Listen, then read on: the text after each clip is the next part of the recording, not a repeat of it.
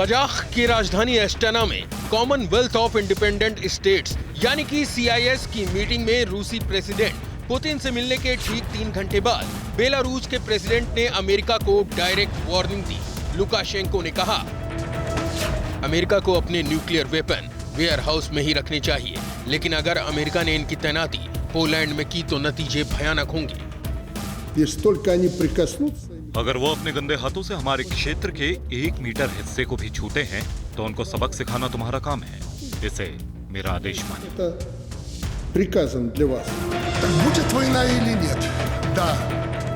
Lukashenko की ये चेतावनी इसलिए है क्योंकि यूक्रेन रूस युद्ध के बीच में ही पोलैंड के राष्ट्रपति आंद्रेज डूडा ने अमेरिका के राष्ट्रपति जो बाइडेन के साथ बीते दिनों अहम बातचीत की थी। दोनों नेताओं में पोलैंड में अमेरिकी न्यूक्लियर वेपन तैनात करने पर चर्चा हुई थी। तब डूडा ने यह भी कहा था कि नेटो सदस्य होने के नाते पोलैंड को अपनी जमीन पर अमेरिकी परमाणु बम को तैनात करने में कोई दिक्कत नहीं है, लेकिन इसी के बाद बेलारूस को दिक्कतें शुरू हो गईं। बेलारूस के प्रेसिडेंट लुकाशेंको ने इसी के बाद कहा था कि बेलारूस को न सिर्फ यूक्रेन से खतरा बढ़ गया है, बल्कि पोलैंड से भी बेलारूस पर हमला हो सकता है। लिहाजा बेलारूस ने इसी डर को दिखाकर अपने यहाँ अब काउंटर टेररिस्ट ऑपरेशन रिजीम को डिक्लेयर किया है और चेतावनी दी है कि पड़ोसी देशों के उकसावे की कार्रवाई का बेलारूस माकूल जवाब देगा।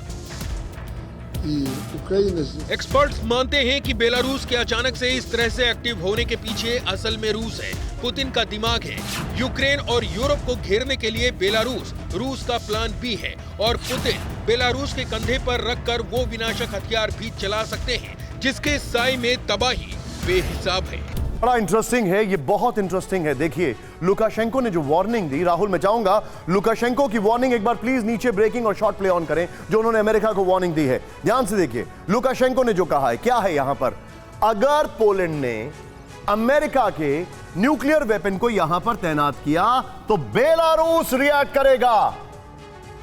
और बेलारूस का इस्तेमाल रूस ने इसलिए किया है क्योंकि अगर बेलारूस का इस्तेमाल करेंगे तो पोलैंड पे भी दबाव होगा, यूक्रेन पर भी दबाव होगा। सैनिक कहां के होंगे? सैनिक तो सिर्फ रूस के होंगे ना। यह है स्ट्रैटेजी, यह है स्ट्रैटेजी। जरा ध्यान से देखिए, पोलैंड को ब्लैकमेल करने की कोशिश, अमेरिका को ब्लैकमेल करने की कोशिश बेलारूस की तरफ से, और यह तरफ से कोशिश इसलिए की गई है, यह जो ब्रेकिंग आप देख रहे हैं, क्योंकि अगर पोलैंड के बॉर्डर जो कि बेलारूस से लगता है, अगर वहां पर अमेरिका के न्यूक्लियर वेपन तैनात हुए तो बेलारूस एक्टिव हो जाएगा। बेलारूस नया वॉरफ्रंट कैसे बना रहा है, यह अब हम आपको दिखाने जा रहे हैं। ध्यान से देखिए आप, वॉरफ्रंट जो आपके सामने तस्वीरें हैं, इसके बाद जो तस्वीरें हमारे सामने हैं वो अब हम आपको दिखाने जा रहे हैं। पुतिन लुकाशेंको की दोस्ती डेंजर फेज में पहुंच चुकी है।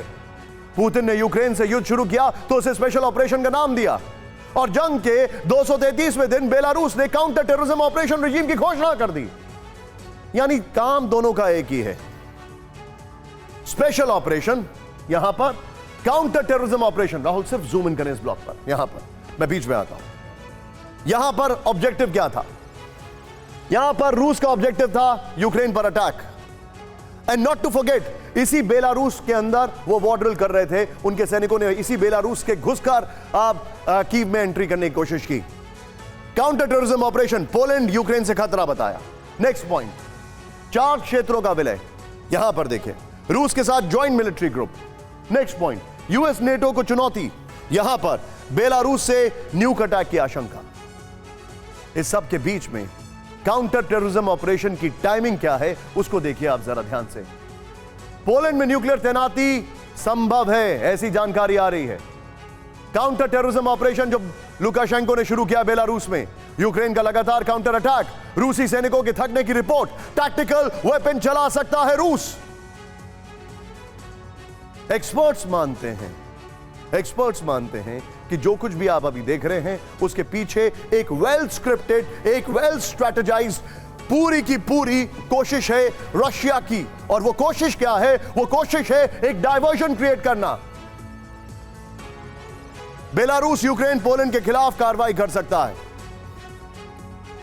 नंबर 1, काउंटर टेररिज्म ऑपरेशन का फैसला रूस के कहने पर। हाल ही में रूसी सेना बेलारूस बॉर्डर पर फिर से आ चुकी है। बेलारूस के कुछ सैनिक रूसी सैनिकों के साथ तैनात होंगे। शुरुआत में बेलारूस के रास्ते यूक्रेन में घुसे थे रूसी सैनिक। 10 अक्टूबर को 15 रूसी ड्रोन्स का बेलारूस के रास्ते अटैक, बेलारूस में डैमेज, रूसी मिलिट्री इक्विपमेंट की रिपेयरिंग और सर्विस। बेलारूस में ही युद्ध में घायल रूसी सैनिकों का इलाज भी चल रहा है। क्योंकि एक बड़ी बात यह है, यूक्रेन जो है वो रशिया के इलाके पर तो हमला करेगा, लेकिन बेलारूस के ऊपर नहीं करेगा।